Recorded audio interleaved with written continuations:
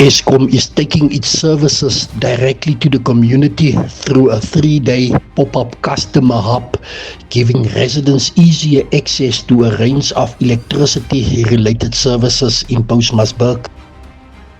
From the 1st to the 3rd of July, customers can visit the Postmasburg CNC between 9 in the morning and 3 in the afternoon for assistance with electricity accounts, prepaid meter inquiries, meter registrations, new electricity applications, and other customer service matters. Residents are encouraged to bring along their ID document, meter number, and stand number to ensure faster assistance.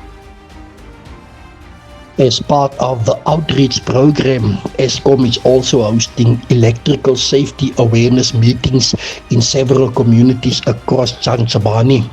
The sessions focus on safe electricity usage, the danger of illegal electricity connections, infrastructure vandalism, and the importance of protecting public electrical assets. Parts of the Postmasburg CBD experienced a planned electricity interruption today, while Eskom carried out maintenance work at one of its substations. Residents are encouraged to make use of the pop-up hub while it is available and to attend to the safety awareness sessions in their respective communities.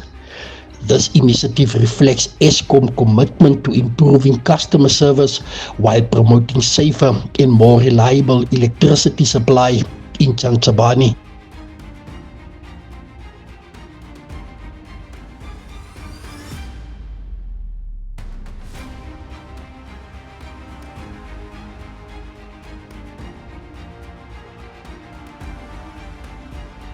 The Democratic Alliance is calling on the John Taule Gaetsebe District Municipality to immediately initiate internal disciplinary processes against the municipal manager and 2 other senior officials following their arrest earlier this week on charges of fraud, forgery, and uttering. Accountability cannot be left to the courts alone. It is further unacceptable that backdated performance bonuses for certain officials, including the municipal manager, were being considered while these serious allegations emerge. Residents deserve honest leadership, transparency, and proper governance. The DA opposed these bonuses and managed to put the matter in abeyance. The DA will continue to monitor both the criminal case and the municipality's internal processes to ensure accountability, not rewards for those facing serious allegations.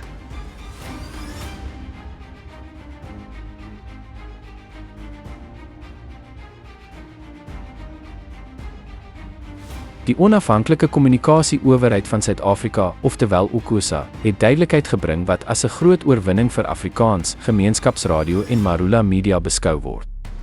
Solidariteit en Marula Media verwelkom UKUSA se skriftelike bevestiging dat onafhanklike inhoudskeppers, soos Marula Media, steeds inhoud aan gemeenskapsradiostasies mag verskaf. Die uitklaring volg nadat 'n vroeëre skrywe van UKUSA onsekerheid geskep het oor bestaande inhoudsvennootskappe. Volgens die nuwe verduideliking geld die beperking op inhoudsteling slegs tussen gelisensieerde gemeenskapsradiostasies en aanlyn radiodienste wat self uitsaai. Gemeenskapsradiostasies mag dus steeds nuus en programme van onafhanklike inhoudverskaffers gebruik, mits dit nie meer as 20% van hul programmering uitmaak nie. Bianca Smit van Solidariteit sê die besluit bied broodnodige regsekerheid aan die sektor en verseker dat gemeenskapsradiostasies steeds toegang tot gehalte Afrikaanse inhoud het. Susan Lombard, uitvoerende hoof van Marula Media, sê die uitklaring verseker dat Afrikaanse nuus, aktuele sake en ander programme steeds wyd versprei kan word na gemeenskappe regoor Suid-Afrika. Solidariteit en Marula Media beskryf die uitkoms as 'n belangrike stap om onafhanklike Afrikaanse media, inhoudskeppers en gemeenskapsuitsaaiers te versterk.